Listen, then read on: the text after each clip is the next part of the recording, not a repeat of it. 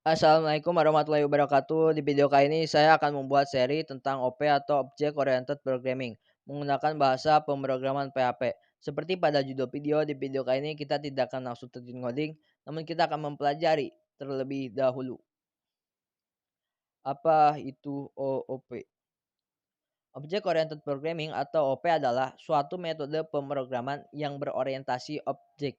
Jika kita dilihat dalam penjelasannya, terdapat kata metode pemrograman yang berarti gaya pemrograman atau yang lebih dikenal dengan paradigma pemrograman. Mari kita bahas lebih lanjut tentang paradigma pemrograman. Paradigma pemrograman merupakan cara pandangan untuk menyelesaikan suatu masalah dengan cara pemrograman. Berikut ini merupakan berbagai macam paradigma pemrograman. Pertama, paradigma prosedural atau imperatif, paradigma object-oriented programming, paradigma fungsional, dan paradigma logika deklaratif. Namun pada video kali ini saya hanya akan membahas paradigma prosedural dan paradigma object-oriented programming saja. Pertama, kita akan membahas paradigma prosedural.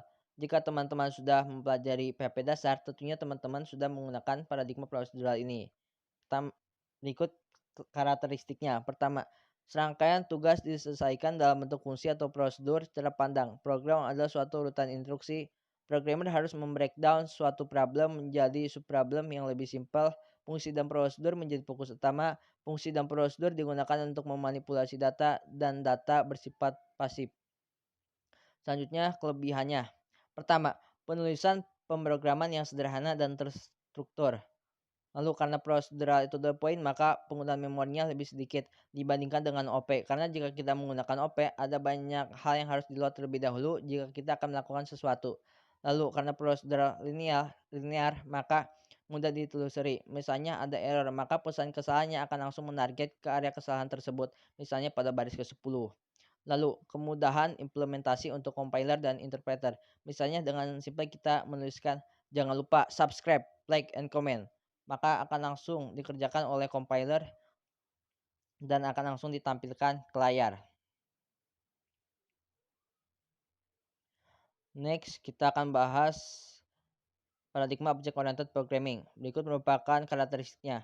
Pertama, objek-objek dan OP bersifat aktif. Fungsi dan data menjadi kesatuan yang disebut dengan objek.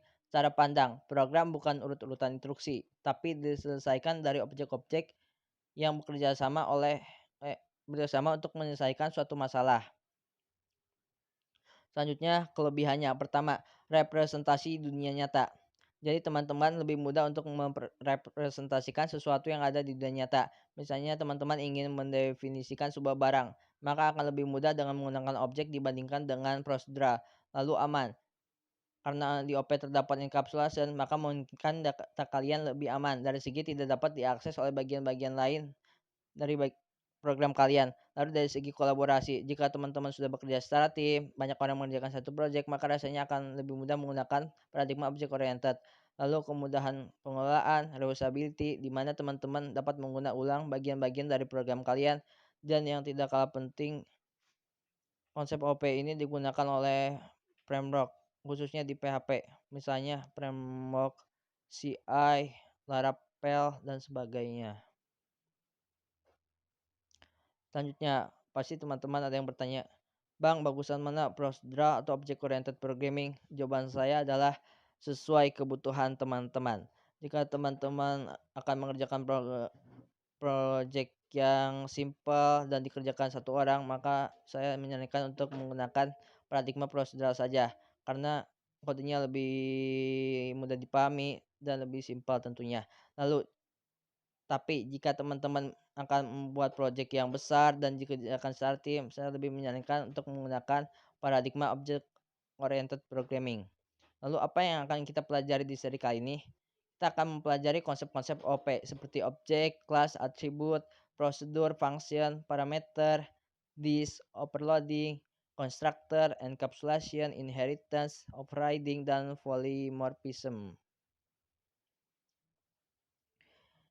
Next, apa syarat kita untuk mengikuti seri ini? Yaitu teman-teman harus mengerti tentang PHP dasar tentunya.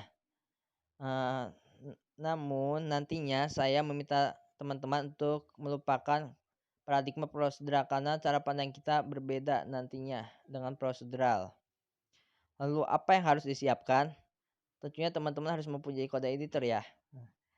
Teman-teman boleh menggunakan kode editor favorit teman-teman. Di sini saya menggunakan Virtual Studio Code. Lalu web server, di sini saya menggunakan Apache, lalu web browser dan database server.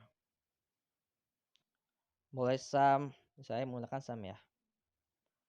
Lalu pertanyaan terakhir, are you ready? Jika teman-teman sudah siap, maka saya akan menunggu teman-teman di video berikutnya untuk membahas tentang konsep-konsep OOP. Cukup sekian pembahasan awal tentang OOP. Semoga bermanfaat. See you next video. Wassalamualaikum warahmatullahi wabarakatuh.